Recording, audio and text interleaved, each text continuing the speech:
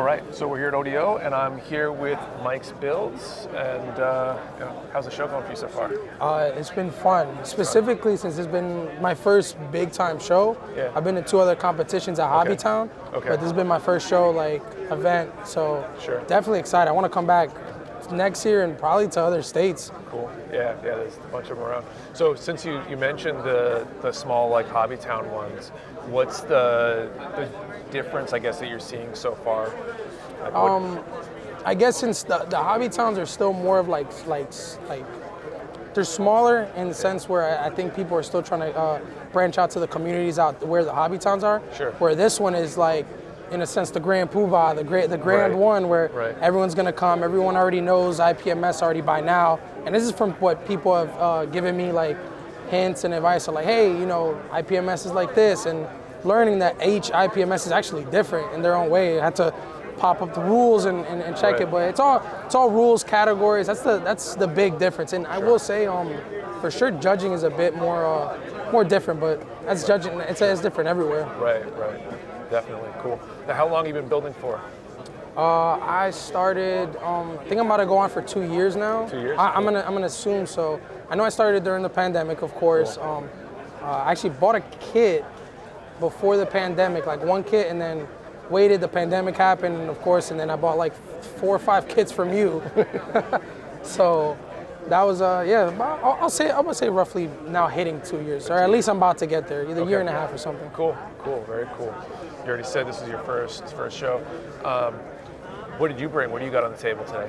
I entered in the 1/100 non-UC. I got my MadWorks Shining Gundam. Okay. Painted strictly with all SMS. Shout out Scott. I also entered the Master Grade GTO, the RX-78. Okay. I did that one with a lot of detailed tans. I wanted to go with my typical style color scheme. I like neutral colors. Sure. That one's in the 1/100 UC, and then I also entered the HGXI. Right. That one's the Casval color scheme. That one's in the 144 UC category as well. So to go back first to the Shining, you said MadWorks. Is there a MadWorks photo etch kit or something? What makes it MadWorks? So it's a MadWorks resin conversion kit. Okay. I had to use the MG L Strikes inner frame. Okay. And it was just most of it's all resin. Put in my description, guys, as much detail as possible. Cool. It's a resin conversion. How was it working? Was it your first time working with resin? Yeah, that was actually my first time working with resin. At first, it was just like when I got in the beginning in the hobby, I always thought resin was oh my God, I'm scared, it's a bit nervous. But I will say shout out to a lot of people in the community. They've giving advice, being helpful. Sure. Honestly, resin is not that hard. It's the same as plastic. There's a bit more safety things that you kind of want to go with. Making sure you got your respirator, doing it outside, because when you sand it down or clear the nubs, you don't want none of those particles to get in you. Definitely. That's very hazardous. But it's more detail. Sure. But definitely really rewarding if you really take the time. Very cool. Super rewarding. Cool. Is there anything that you wish you knew about doing the resin kit before you started it? Since now you've gotten through it, what would have helped you? What advice would you give to a first-time resin builder? Honestly, first-time resin builder. So there's nothing new that I would want to do because I already bought a new resin conversion kit that I'm gonna now get into. But I'm gonna keep the same exact flow that I did with that one. I'm gonna repeat the flows, kind of repeat the steps, but more so just making sure you get your purple power, trying to get the resin, that mold release out. Sure.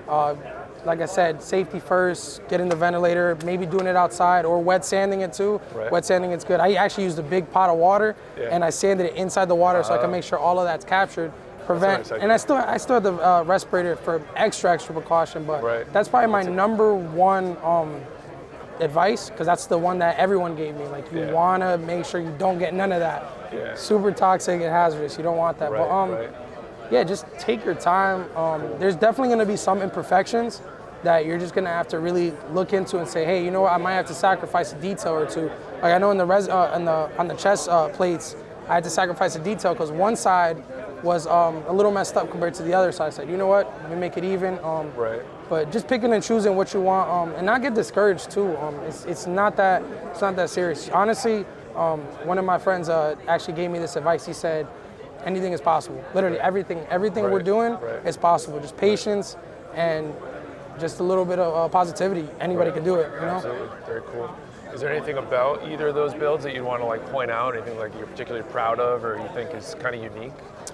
Definitely my GTO. I think personally, I'm not gonna talk about the shiny one. That one's a bit more of a personal favorite one. Sure. That's to me that's my number one, just because I love the Gundam. Sure. That's my number one. That's my number one.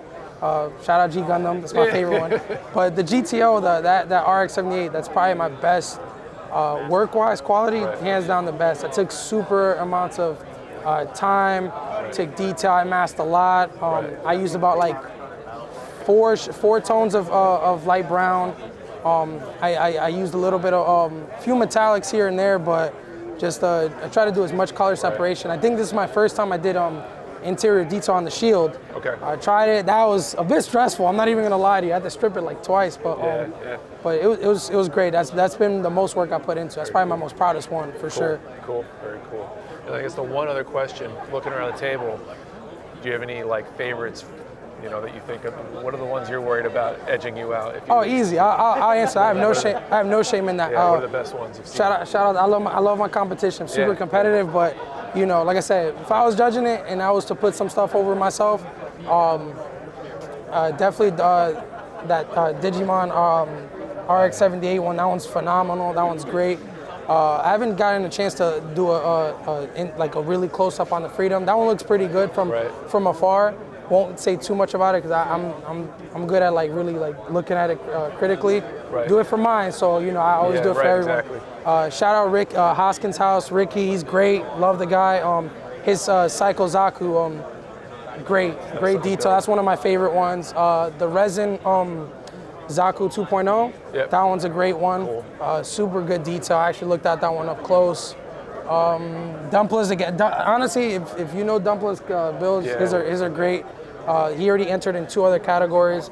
Nichols Phoenix, clean, like the diorama, it's phenomenal. Hoskins' house also entered in the 1144 UC.